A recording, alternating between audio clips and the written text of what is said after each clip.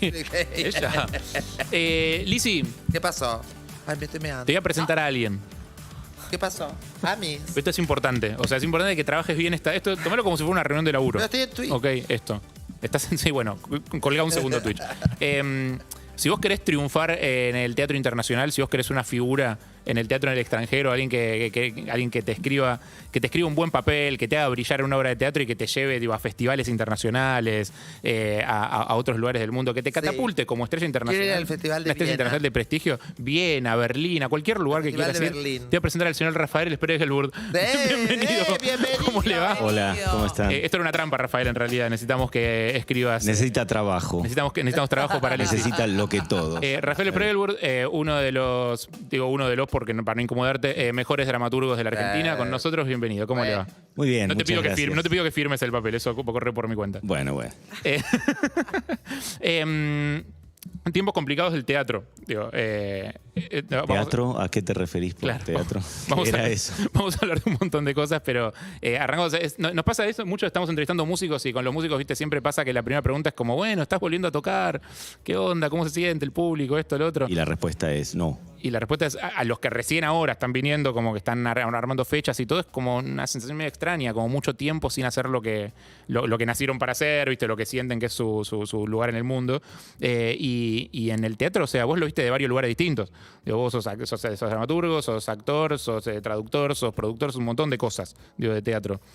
¿Cómo te estás reinsertando en esta especie de normalidad o algo así? No me estoy reinsertando. Estoy un poco como todos a la espera de que las condiciones...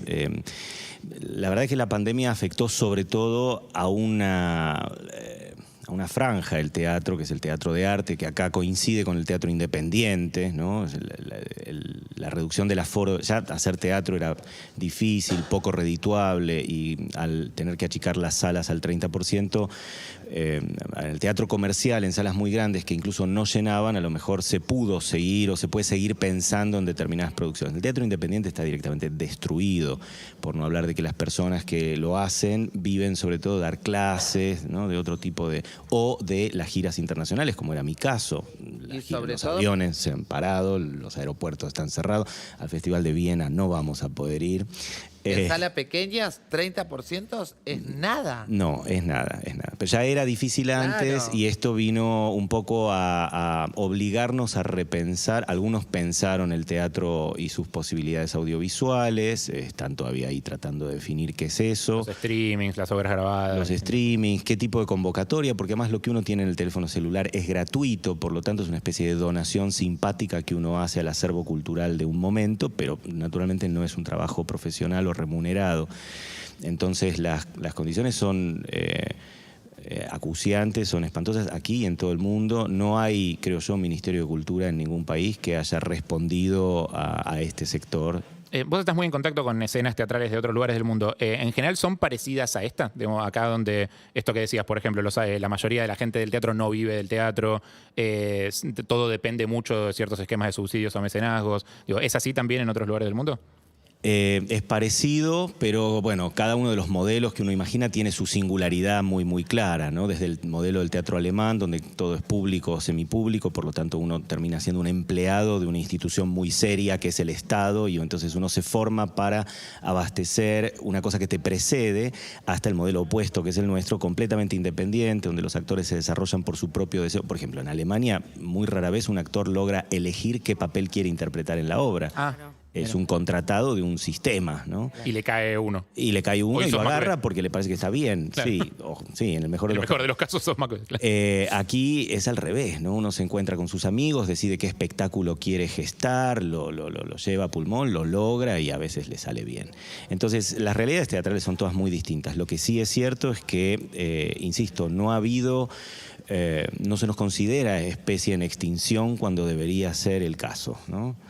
Y sin embargo, te hago una pregunta desde la total ignorancia y digo, sentite libre de decírmelo si es así. Digo, pero viendo otras cosas en el mundo, tipo, bueno, no sé, las veces que viajo voy al teatro, porque mi mujer labura en teatro, entonces voy y veo cosas. Veo que es mucha adaptación de Shakespeare. O sea, mucho Shakespeare por todos lados, mucha adaptación de Shakespeare por todos lados, mucho teatro clásico por todos lados. Y en Argentina, la escena off está llena de autores.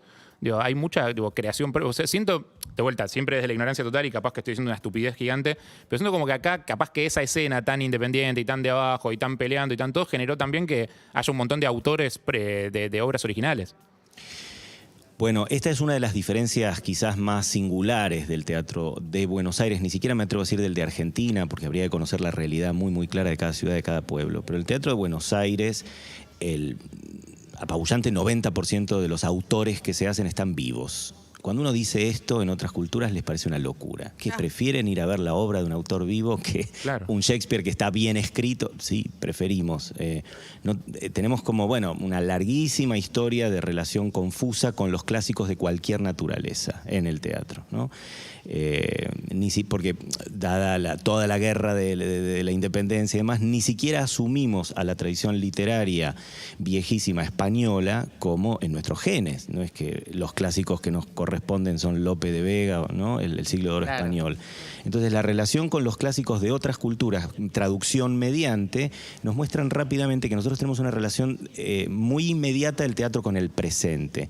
No hay ninguna necesidad de hacer hablar a una obra de 400 años de algo que está pasando ahora, porque hay una cantidad de autores y talentos vivos que deciden organizar sentido alrededor de lo que está pasando ahora. Claro, describen lo que sucede ahora, tal cual. Que por supuesto se puede hacer también tomando como excusa un clásico, y se hace poco, pero se hace, y hay adaptaciones formidables, pero la verdad es que uno lo que va a ver ahí es cómo reescribieron un mito que le pertenece al mundo y que nosotros argentinos tomamos por asalto. Esta parece ser casi siempre la gracia cuando acá vas a ver teatro clásico, ¿no? Nadie espera que el teatro tenga este espíritu operístico, medio anquilosado, medio formalizado que tienen otras culturas. Y siempre se trata de mediatizar también y llevarlo para la parte con... recién ahora, yo soy muy bruta, ¿no? Perdón, pero recién ahora me enteré que el lugar de Romeo y Julieta no existió, que era algo que él imaginó, que escribió, que inventó, y hay un lugar donde vos te vas y te sacas fotos como que sucedió ahí. Como si fuera ahí.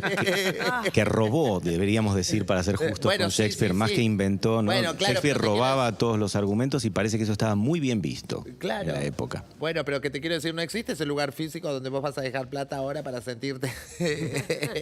Lo robó, lo que sea, pero lo escribió desde algún lado. Lo mejoró. Lo mejoró. Y con respecto a los streaming y todo eso que decías, sucede que cuando a vos te gusta el teatro, yo no hice teatro independiente, la verdad, salvo cuando estaba en el under, que eran monólogos, era muy independiente. Era más performance. Era más performance, pero siempre hablé 1 hora y media sola, todo. Bueno. Pero hice más teatro comercial, pero a mí lo que me sucede con el streaming, a pesar de que cuando yo me voy a hacer televisión es una cosa y cuando quiero hacer teatro tengo otras inquietudes y en el streaming no consigo eso que necesito del teatro cuando me pongo a grabar. Y el público... ¿Pero qué es eso que necesitas del teatro? No sé si el público, el contacto, hay una energía, hay algo que vos trabajás para lo inmediato, para ese momento. Sucede ahí y nada más que ahí. No vuelve a pasar, no hay tiempo, no pasa nada. Y como esa energía para mí te desgasta un poco y el público lo percibe. El público quiere ver por streaming teatro y es muy raro compatibilizar eso. No, a veces lo que quiere es tener un registro de obras que se perdió, pero sin perder la sensación de que el teatro es presencial, fundamentalmente. Pero esta es la diferencia entre el audiovisual. Cuando uno va a una película, ¿no? Se involucra íntimamente con el deseo de los personajes, vive en la oscuridad de la sala la ilusión de ser el héroe, la heroína, de estar allí. Pero sabe que esos actores no van a reaccionar a nada de lo que nosotros les devolvamos. Si nos reímos de sus ocurrencias y lloramos con sus malestares, son luz en movimiento grabada hace miles de horas en una pantalla. En el teatro, la idea de que el público co-construye lo que está viendo no es una idea metafórica, es literal. Y los actores lo sienten, se nutren de esa comunicación exitosa o incomunicación absoluta para hacer esfuerzos desesperados. El teatro siempre es un foro. Estamos todos reunidos para juzgar acontecimientos. poéticos, políticos, estéticos, lo que quieras, pero estamos reunidos para juzgar. En el cine no estamos reunidos, estamos individualizados, estamos llevados cada uno a su intimidad en privado. Por eso el cine está desapareciendo y está pasándose a redes. Uno puede ver cine en pantallas grandes en su casa, mientras que en el teatro esto es imposible. No va a cambiar nunca de cine. Frente a la pregunta, ¿no tienen miedo que el teatro desaparezca con el avance del audiovisual? No. El teatro solo venía reforzando su lenguaje, ¿no? Frente a esta alternativa. Hay algo del tema de los cuerpos presentes ahí, digo, no sé, pienso en cuando tenés un amigo que hace teatro y te invita a ver una obra y la felicidad con la que lo esperás a la salida para saludarlo cuando la obra te gustó y la incomodidad supina con la que lo esperás cuando la obra no te gustó. Que si tenés un amigo que te invita a ver una película, vos capaz que a los 20 minutos de la película no te gustó, te paraste, te fuiste, tu amigo nunca se enteró, le mandaste un mensajito, che, felicitaciones y ya está. Todo se sabe. Digo, pero en el teatro está el cuerpo ahí. Sí, no hay hay nada peor que una obra de teatro que no te gusta, ¿no? Uno se siente estafado, arrinconado. Porque sos medio esclavo, o sea, mientras estás sentado ahí, no te podés ir. Por eso es ese enojo el que es interesante, el que modifica tu actitud respecto del sentido de la pieza, y es lo que no podría pasar nunca con una película. Una película que no te gusta, podés hasta disfrutar de su música o de su fotografía. Una obra de teatro con la que no estás de acuerdo, o que no te gusta o que está mal ejecutada, te irrita, te subleva, te obliga a pensar en lo que no querías pensar, y en el caso de tener un amigo en el elenco es mucho peor. Hay que pilotearla.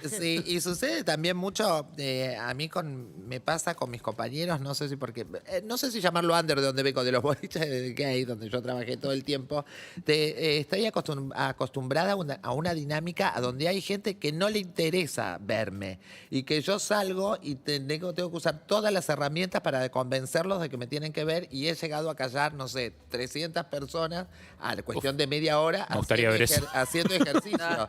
Ahí pasanos la receta del éxito después. ¿Qué es esa?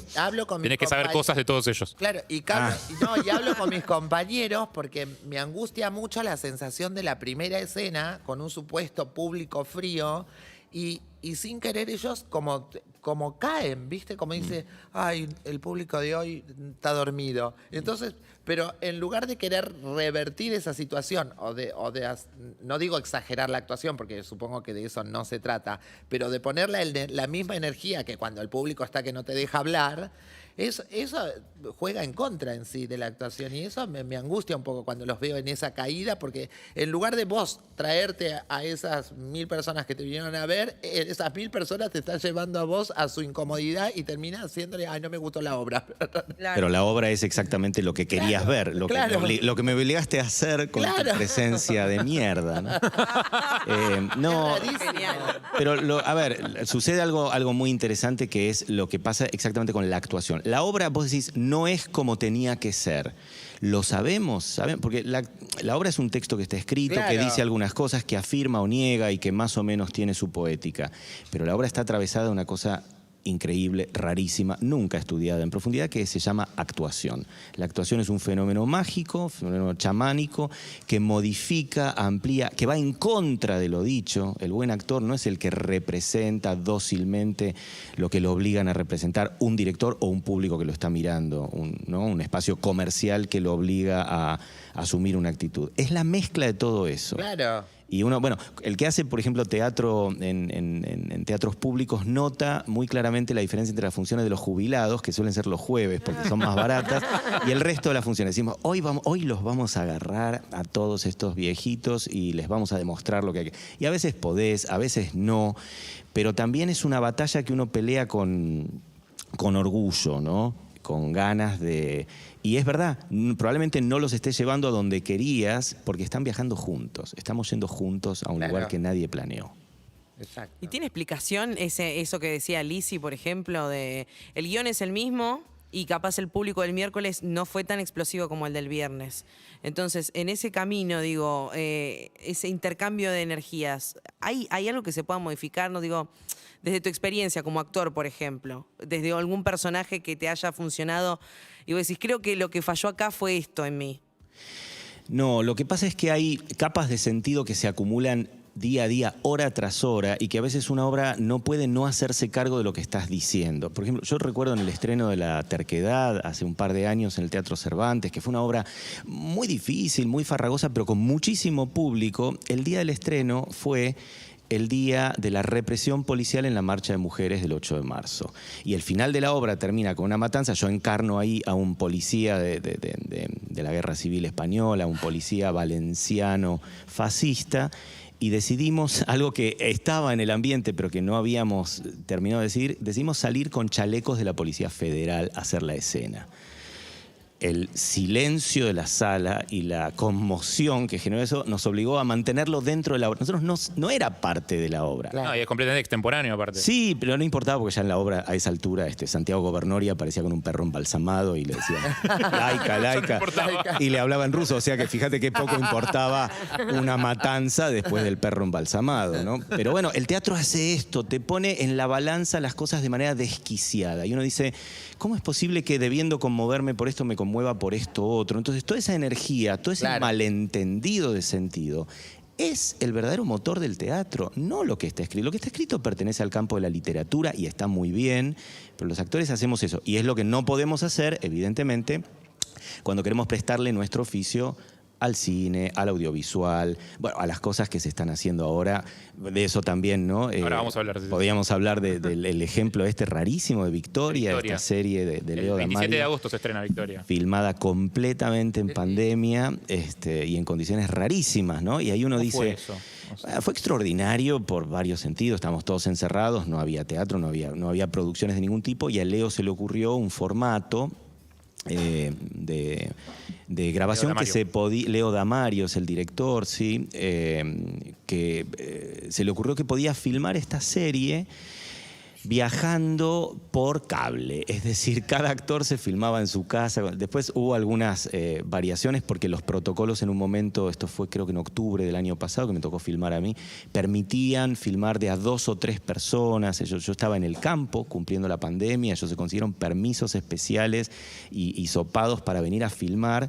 Yo no estuve con Fabiana García Lao, que es mi compañera de escena, por ejemplo. Claro, Dije que esta serie es una buena ocasión para conocer a Fabi, pues no nos conocimos.